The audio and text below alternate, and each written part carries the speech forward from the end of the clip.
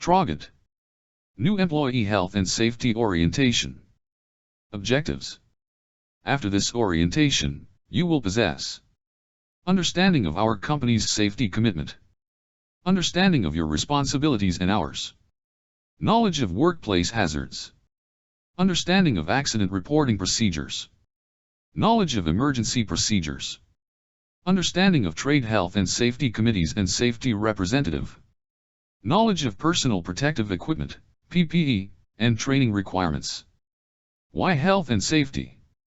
It's our legal requirement. Every worker, supervisor, and owner have responsibilities as outlined in the Occupational Health and Safety Act, the Green Book.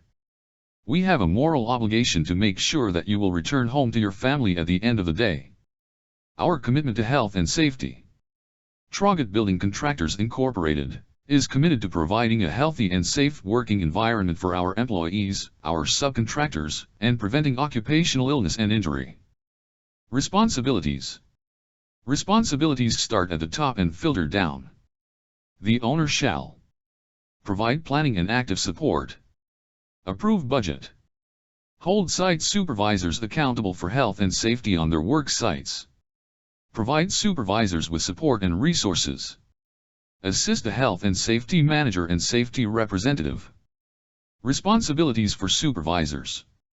The site supervisor shall provide a safe and healthy working environment, establish and maintain the health and safety program, ensure workers are trained properly, supervise workers to ensure safe working procedures are being followed, conduct weekly site safety inspections, conduct weekly site safety meetings, report hazards and incidents to the proper authorities. The site supervisor shall provide appropriate first aid services, ensure proper PPE, personal protective equipment, is available and being used properly, communicate hazards and control methods to the workers, cooperate with safety representative or trade committee, hold workers accountable. Responsibilities of workers. Report all incidents and injuries regardless of how minor you think they are, fill out first aid log. Comply with company code of conduct and procedures. Use equipment and machinery only if trained or authorized. Report all hazards immediately. Follow job procedures as instructed. Where proper PPE is required. Trade safety meetings. Mandatory attendance is required by one worker from each trade every month. Review all accidents and incidents. Raise concern with regard to worker safety. Discuss possible solutions to any outstanding issues. Anyone with a safety concern can attend the meeting. Meeting minutes will be posted in the site office. Workers' rights. Right to know what materials and hazards you will be exposed to on this job or work site. Right to participate in the selection of a worker safety representative or as a member of the Trade Health and Safety Committee. Right to refuse unsafe working conditions or procedures. Right to stop work, exercised only by a JHSC certified member. Hazards in construction. Propane. Welding and cutting. Manual lifting and handling. Slips, trips, and falls. Pedestrian and vehicle traffic. Heavy equipment. Excavations. Working at heights, just to name a few. Daily hazard analysis. All sub-trade foremen must complete a daily hazard assessment with their workers prior to the start of each shift. Hazard assessments must be submitted to the Traugott site superintendent prior to the commencement of work. Personal protective equipment. Personal protective equipment is to be worn at all times on site. Steel toe boots, high-vis vests, and hard hats are mandatory. Hearing protection, gloves, safety glasses, and harness as required. Elevated work platform. When operating an elevated work platform you must have a valid operator's ticket.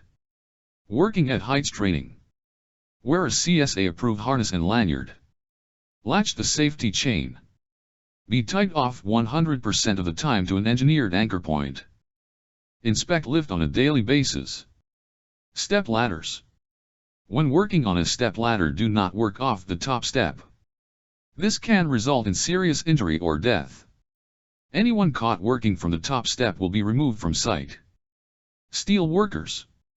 Ensure all equipment is inspected daily prior to use. Tie off 100% of the time is required and mandatory. Failing to comply will result in immediate removal from site. Guard rails. Anyone caught removing a guardrail or working near the edge, without being tied off will be removed from the site immediately. Any guardrail that needs to be removed must be authorized by site superintendent and safety protocols put in place. Lockout and tagout. Lockout procedures must be followed on site from any energized means or source. Energized means. Connected to energy source. Contains residual or stored energy. Energy source. Electrical, mechanical, hydraulic, pneumatic, chemical, thermal. Never remove a lockout tag. Always contact the tag's owner if you require the power turned on. Site services, digging and excavating. Any contractors doing any excavating on site must confirm you are aware of all services that may be buried. Do not excavate until you have the proper information. Up-to-date locates are required and are mandatory. COVID-19. Masks are mandatory within the building envelope at all times. Masks outside the building envelope must be worn when working within 2 meters or 6 feet of another worker. Wash and sanitize hands frequently throughout the day. Ensure COVID-19 sign-in sheet is completed prior to work start. Emergency procedures. When you hear the air horn blast, every worker is required to leave the site immediately and proceed to the designated meeting location, muster point. The supervisors and safety representative will ensure that the appropriate authorities have been contacted and ensure that first aid treatment is given. Each subcontractor foreman will account for all their employees. Cooperation with this procedure is mandatory for all. Accident reporting. Report all incidents and work-related illnesses to site supervisor immediately, no matter how minor. Each site has at least one certified first aid provider. Any accident scene is to be secured to maintain integrity for investigation purposes. Do not move anything. Critical incidents have to be reported to the Department of Labor. Critical incidents.